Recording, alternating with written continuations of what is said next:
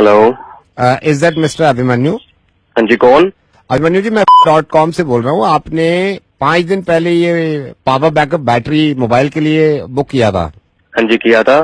3 दिन के बाद डिलीवर हो जाएगा सर आपके घर पे, और 3 दिन में होगा? हाँ, 3 दिन में हो जाएगा। कैश ऑन डिलीवरी है सर। मैं एक चीज बताना चाह रहा हूँ, आपने एक पावर बैकअप वो किया था, पावर बैंक बुक। हाँ, एक ही किया था मैंने। सर हम 2 भेज रहे हैं, तो आप कैश ऑन डिलीवरी दो, 2 की पेमेंट कर दीजिएगा आप घर पे। 2 क्यों? सर ऐसे ले लो 2। नहीं यार, मैंने एक ही मंगाया, तो आप एक ही दीजिए ना। तो 2 ले लीजिए ना सर, 2 में फायदा है। यार 2 चाहिए ही नहीं मेरे को, एक ही चाहिए, तो एक ही सर दीजिए 2 ना। लेके देखिए ना, आप जब पैसा है तो 2 ले सकते हैं ना। पैसा है तो क्या करूं, 10-10 ले लूं क्या खामा खा के? यही तो चक्कर है सर। पैसे के मामले में आप जब रेस्टोरेंट में जाते हैं, वहाँ पे आप 2 आदमियों का खाना ऑर्डर करते हैं, वो होता है 7 आदमियों का खाना। वहाँ पे क्यों नहीं ख्याल रखते आप?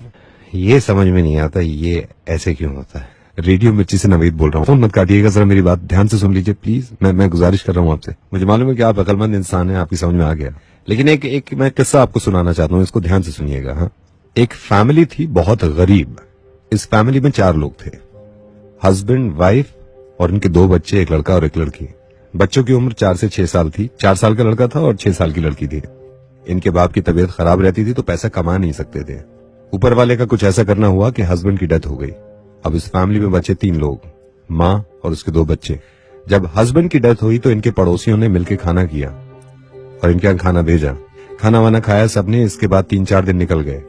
इनके हालात और ज्यादा खराब होते रहे। बीवी ने बच्चों का पेट भरने के लिए कुछ लोगों से उधार मांगा। ये उधार कब तक चलता? 4-5 दिन के बाद वो पैसे भी खत्म हो गए। क्योंकि इंसान है, जरूरत रहती है पेट को, तो इनके बच्चों को भूख लगने लगी। अब माँ जहां से पैसे ले सकती थी वो ले चुकी थी, लेकिन अब उम्मीद नहीं थी कि कहीं से पैसे मिलेंगे। ये मायूस माँ और इसके 2 बच्चे अब इस चीज को लेकर परेशान थे कि खाना कहां से खाएंगे। एक दिन और निकल गया भूखे प्यासे, लेकिन बच्चे थे, भूख बर्दाश्त न कर सके और भूखे ही सो गए। रात को तकरीबन 2:30-3 बजे उस छोटी बच्ची की आंख खुली और वो माँ के पास आई। इस बच्ची ने माँ की तरफ देखा और ये कहा कि माँ, हमारा भाई कब मरेगा? तो माँ ने कहा, तू ऐसे क्यों कह रही है? तो इस बच्ची ने कहा, क्योंकि जब पापा मरे थे तो खाना आया था, भाई मरेगा तो खाना आएगा। ये सुनने के बाद इसको कलेजे से लगा लिया। अभिमन्यु